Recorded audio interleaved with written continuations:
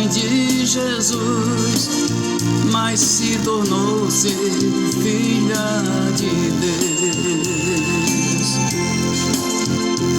Jesus já existia com Deus no princípio, e Deus, para salvar a humanidade, enviou seu Filho amado para morrer por nossos pecados.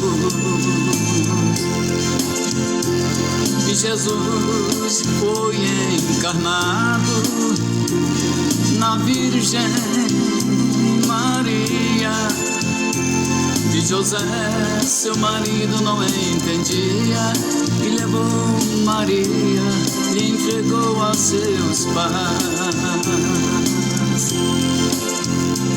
Mas à noite lhe apareceu um anjo, dizendo: José, vai buscar tua mulher, porque nela está sendo gerado, é fruto do Espírito Santo, e não toques nela até o menino nascer.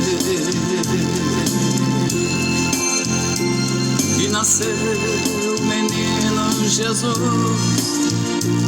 da Virgem Maria, e crescia em sabedoria, ensinando a todos e até doutores.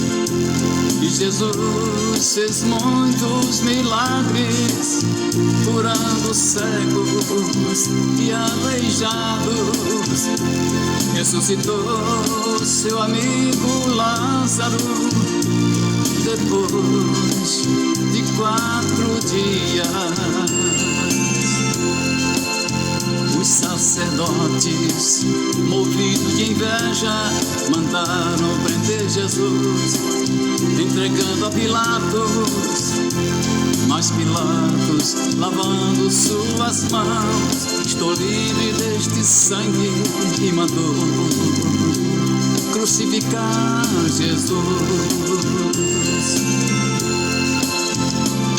E Jesus foi coroado com uma coroa de espinhos, humilhado e maltratado, foi carregando a sua cruz. Às 3 horas da tarde, disse Jesus ao Pai: perdoai, eles não sabem o que fazem. E Jesus, tendo sede, lhe pediu água, e lhe deram vinagre. O véu do templo foi rasgado, exclamou Jesus, dizendo ao Pai: em tuas mãos entrego o meu espírito. Mas ao 3º dia, Jesus ressuscitou, e falando aos seus discípulos, fui elevado aos céus, assim como estou subindo, voltarei com os anjos nas nuvens, para fazer o juízo final. Depois que o menino Jesus nasceu,